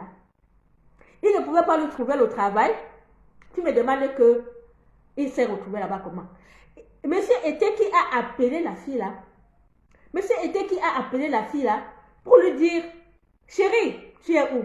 Comme vous les connaissez, quand il veut se distraire, quand il est un peu stressé, il veut se distraire, il t'appelle. Tu es son objet sexuel. Tu es son objet sexuel pour un 10 000 francs. Il t'utilise à sa guise. Voilà à quel niveau vous avez banalisé, vous avez animalisé, vous avez chosifié la femme. Voilà à quel niveau la femme camerounaise est. Un objet sexuel. Ayez honte. Il appelle la fille, il dit chérie, tu es où? Voilà la fille qui vient. Je vais aller, on va rendre visite à un de nos amis et voilà, on va d'abord passer à acheter le whisky. Tiens, quel whisky chérie? Moi j'aime le Jack Daniel. Ok, on part, on achète le Jack Daniel. La fille aussi, elle a 23 ans.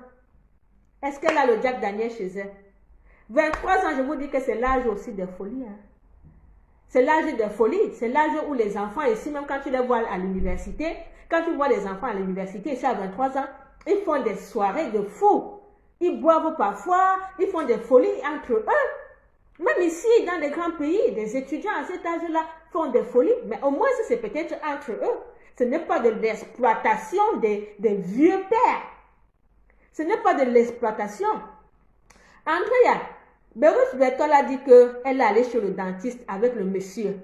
Donc, elle a appelé, elle avait dit qu'elle avait mal aux dents. Le monsieur était qui là? L'a amené chez le dentiste. Après maintenant de chez le dentiste, il a dit ok, on va d'abord voir un ami. Ils sont maintenant allés chez l'ami là qui était le journaliste.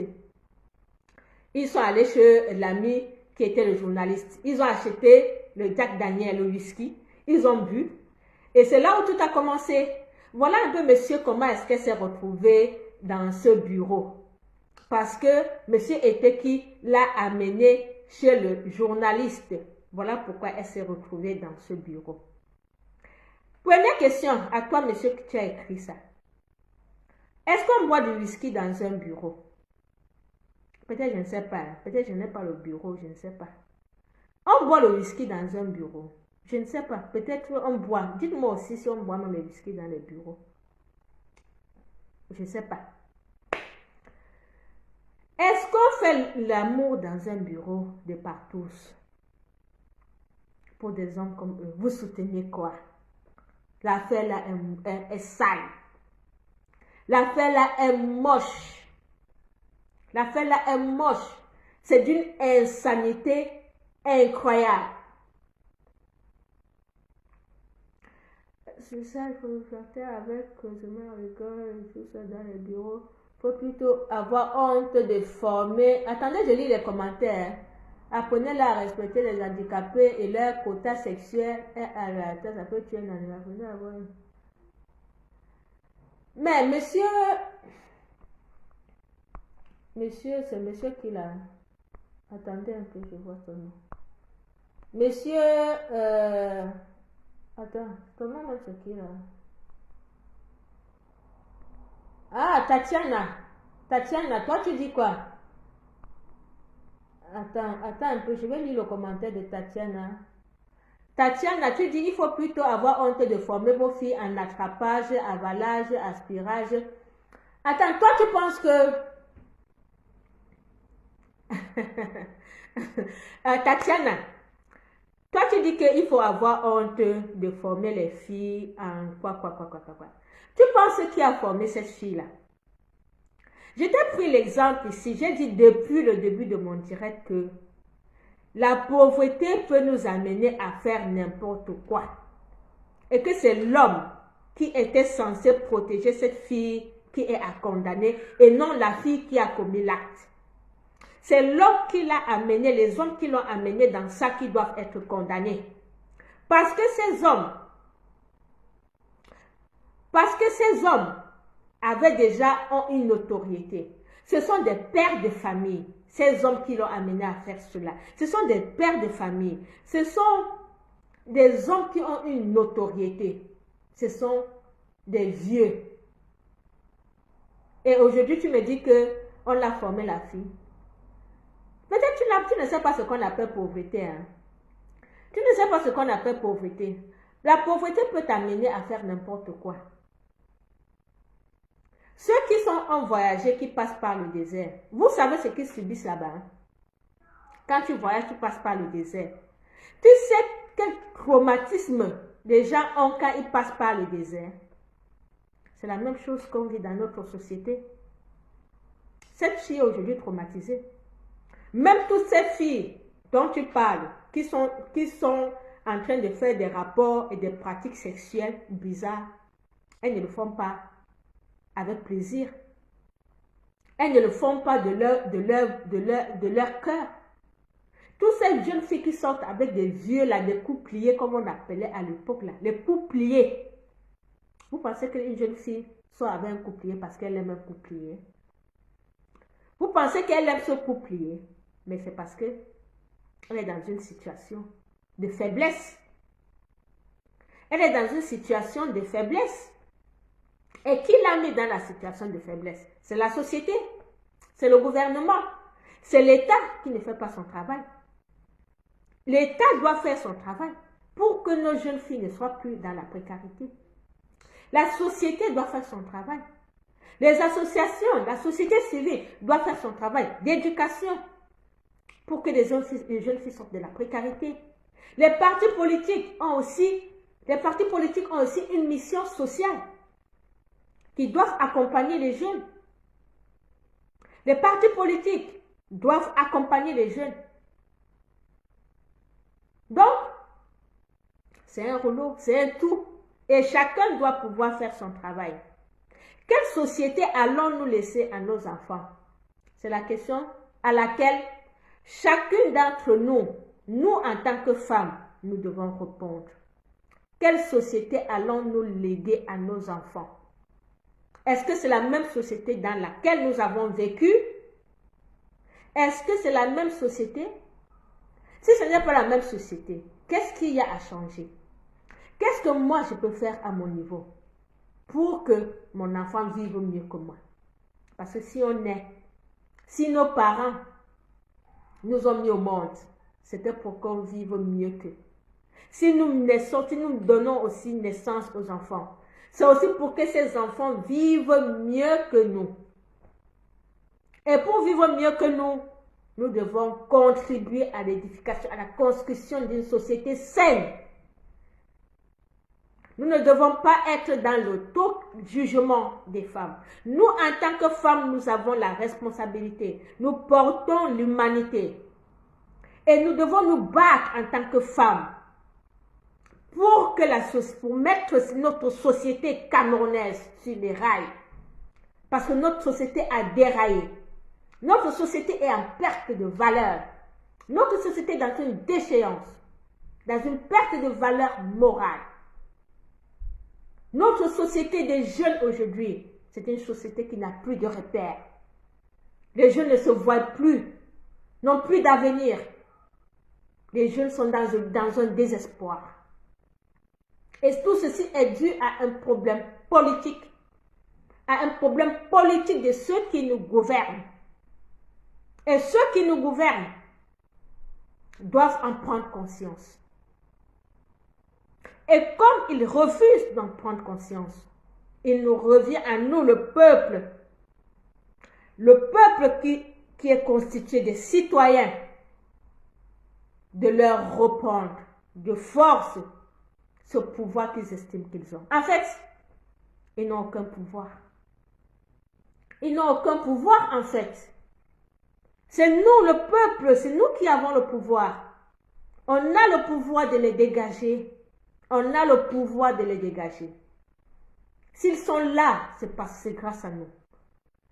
Vous lisez un peu la position de ce ministron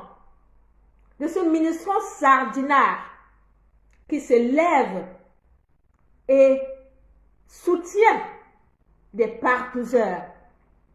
Mais je ne peux même pas l'appeler ministre. Je dis bien ministron, jouisseur, sardinard, qui ose soutenir des partouzeurs.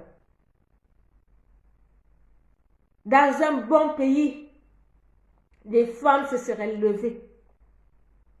Dans un pays où des citoyens seraient soucieux de l'intérêt général, des femmes se seraient levées pour dire non. Pour dire non à tous ces artistes, à ce ministron, jouisseur sardinard, pour dire non. Trop, c'est trop. Femmes camerounaises, sortez des tontines. Sortez des rouges à lèvres, sortez des maquillages, sortez des marchés, sortez là où les hommes vous ont mis dans les marchés, à la cuisine, en train de cuisiner, en train de faire quoi, je ne sais pas quoi, en train de pleurer pour eux, en train de pleurer des déceptions sentimentales, sortez de là. Libérez-vous, femmes camerounaises, libérez-vous. Votre destin vous appartient. Vous êtes des êtres à part entière et vous devez vous assumer. Vous devez vous assumer. Et je vous ai dit ici, les luttes féminines, l'évolution du monde a été portée par les femmes. Ce sont les femmes qui ont porté des grands combats dans ce monde. Et dans notre pays à l'heure actuelle, nous avons besoin de vous pour porter ce combat. Le combat pour le changement, pour la reconstruction de notre société. Nous avons besoin de vous, les femmes camerounaises. Vous qui êtes dans les tontines, vous qui êtes dans les églises, vous qui êtes à la maison en train de vous occuper des enfants, vous qui êtes dans les marchés en train de faire du pain, de chercher à manger pour vos familles, vous qui êtes dans les plantations, vous qui êtes dans les champs partout, vous êtes partout, vous êtes dynamique. Vous supportez, vous portez des familles. Vous portez des charges sur vous. Mais vous souffrez en silence. Vous souffrez, vous pensez que vous n'avez pas de voix. Non. Vous pouvez sortir de votre précarité. Il faut sortir de là et chasser tous ces gens qui sont en train de vous empêcher de vivre. Parce que vous ne vivez pas. Vous survivez. Et si vous ne vivez pas, c'est à cause de ces hommes. C'est à cause de ces hommes que vous supportez tous les jours, que vous cherchez à justifier. Ah oui, Andrea Thompson. Dans un pays normal, ces deux prédateurs seraient derrière les barreaux. C'est normal. Ils seraient derrière les barreaux. Il serait derrière le barreau. J'espère que cette affaire va servir de leçon à d'autres hommes. J'espère qu'à partir de cette affaire, la société camerounaise va s'assainir. J'espère qu'à partir de cette affaire, les hommes camerounais vont respecter les femmes. J'espère qu'à partir de cette affaire, les femmes camerounaises vont devoir se prendre au sérieux et cesser de croire qu'elles sont des objets sexuels pour les hommes et pour de l'argent. Quel argent les hommes vous donnent? Quel argent ils vous donnent? Quel argent ils vous donnent? Oublions l'argent des hommes, mes sœurs. L'argent du Cameroun, c'est pour tout le monde. L'argent qu'on a, les 180 000 millions que les gens ont mangé et tout ça, c'est notre argent de tous. Lèvons-nous pour réclamer ça. Lèvons-nous pour qu'ils nous restituent notre argent. Lèvons-nous. On va tous les jours souffrir dans les marchés, on va tous les jours souffrir dans les champs, les plantations et tout. On meurt dans les hôpitaux pour l'accouchement, un accouchement qui est normal, qui se passe normalement dans beaucoup de pays. On se voit en train de mourir, de perdre des soeurs, de perdre des amis.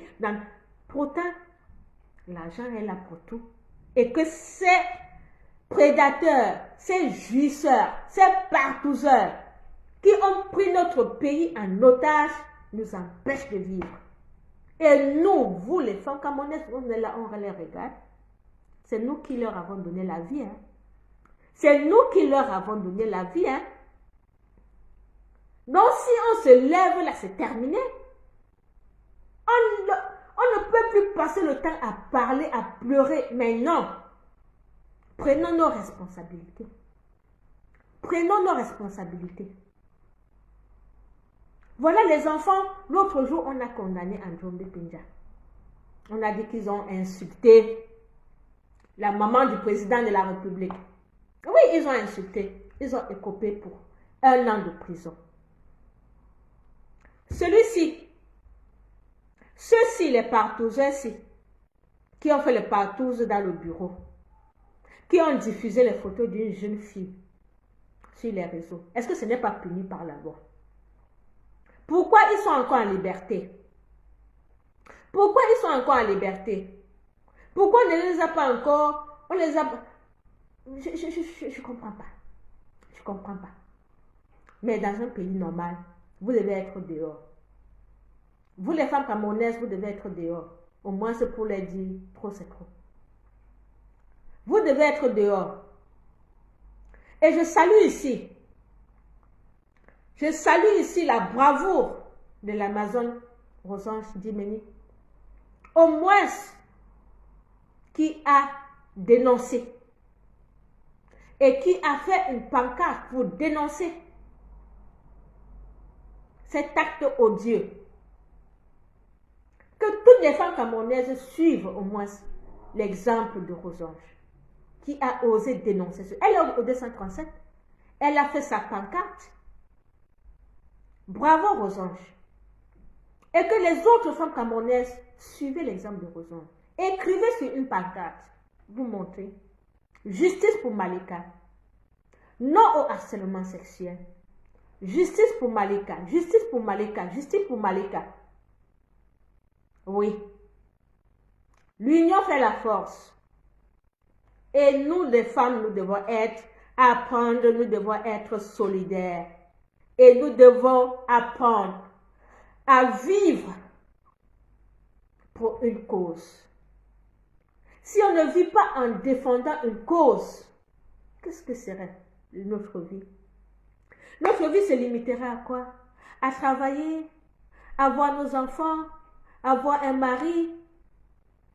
Ce n'est que la base de la vie, mes chères femmes, mes chères sœurs, mes chères femmes camerounaises, mes chères sœurs. C'est la base.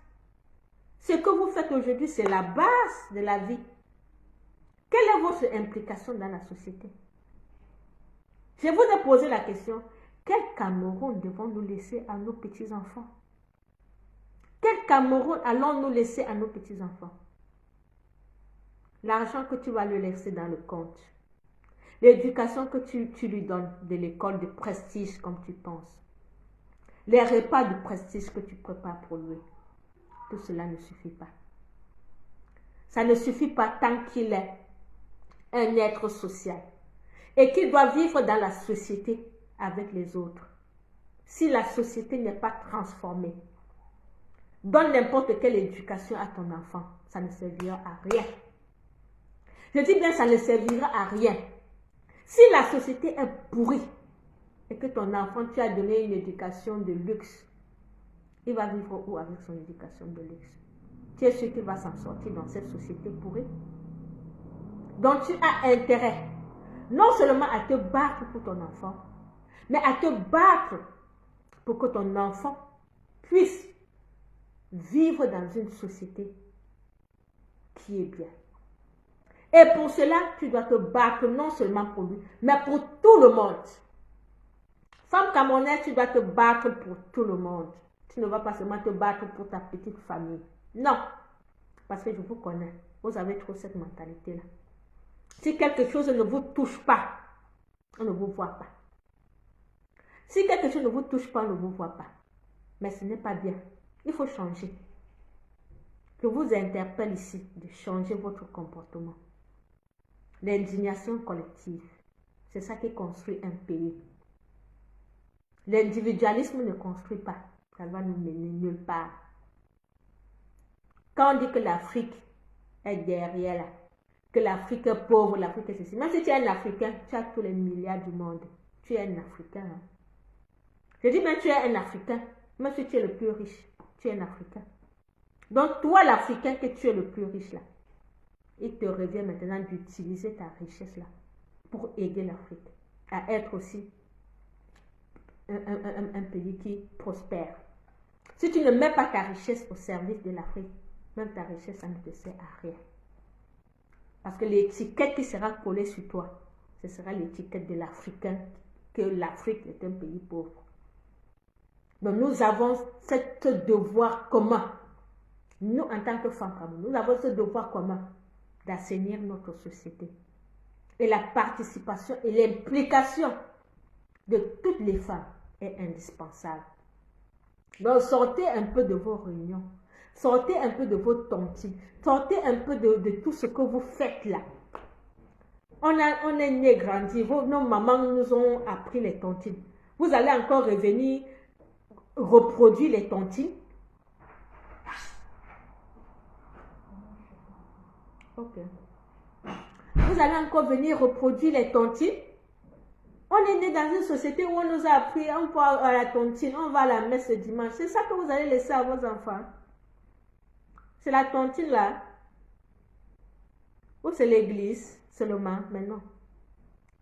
La société dans laquelle nous sommes nous impose d'autres comportements. Nous impose d'autres comportements. En tout cas, si vous ne voulez pas changer, nous allons vous amener à changer. Nous allons vous amener à vous faire respecter. Parce que c'est notre mission. Nous, en tant que Bobitania, nous avons pour mission de vous amener à prendre votre destin en main.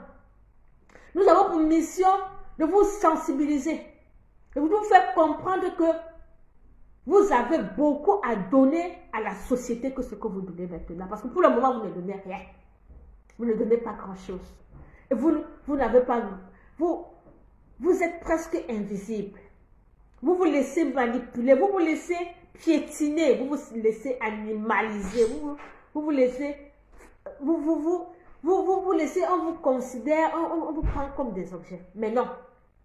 Nous, en tant que Bobitania, notre mission, c'est de libérer la femme. De libérer le Cameroun, de libérer la femme camerounaise. Chaque génération a une mission à remplir. Soit tu l'as trahi, soit tu l'as rempli. Nous avons pour mission, nous n'allons pas trahir notre mission. Nous, les Bobitana, on va la remplir. Et on va la remplir en vous amenant à prendre vos responsabilités. Voilà. Donc, nous vous invitons à dénoncer par des publications, par vos commentaires, par des pancartes, par tout, même si possible, par une manifestation. Pourquoi pas? Vous faites les tontines, non? Vous pouvez aller dans votre tontine, les samedis, tout ça, vous faites les tontines. Vous pouvez aller dans votre tontine, vous manifestez. Vous n'avez pas besoin de sortir. Vous pouvez rester dans votre salle où vous faites la tontine. Vous écrivez des pancartes.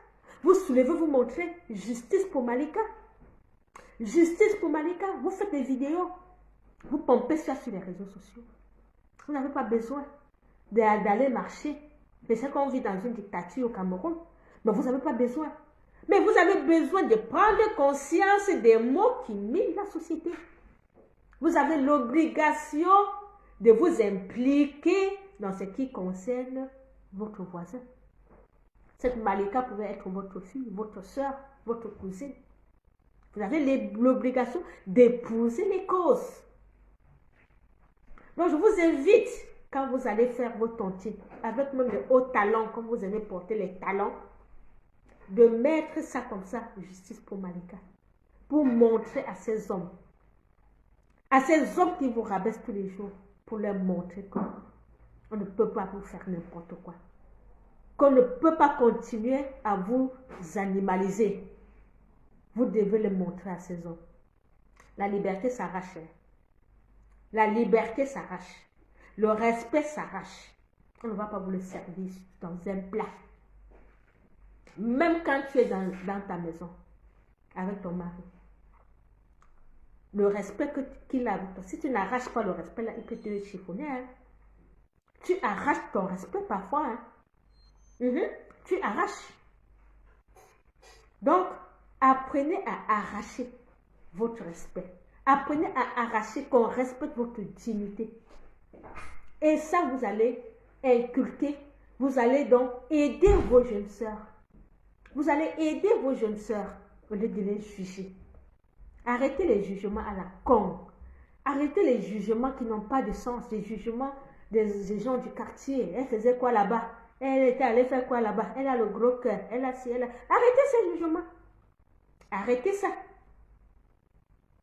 Ce que nous voyons, ça soulève des problèmes plus importants, des problèmes de société. Prenez le problème de société dans sa globalité. Dans sa globalité. Voilà. Donc, c'était un peu mon coup de gueule ce matin par rapport à cet après-midi, par rapport donc à cette situation qui s'est produite au Cameroun. Cette jeune fille, voilà, victime de ces deux bourreaux que je dénonce et que j'appelle toutes les femmes à dénoncer ce sadisme, cette méchanceté des hommes. Je vous interpelle à prendre vos responsabilités, à dénoncer. Et j'espère que ces hommes seront punis, qu'ils seront sanctionnés et que la justice, je ne sais même pas s'il y a une justice dans ce pays, fera son travail pour que la dignité de cette femme soit rétablie, pour que des coupables soient sanctionnés et que des éventuels partouzeurs, des éventuels Camerounais, des éventuels jusseurs, profiteurs de la misère des jeunes filles, qu'ils soient avertis. Parce que vous êtes nombreux.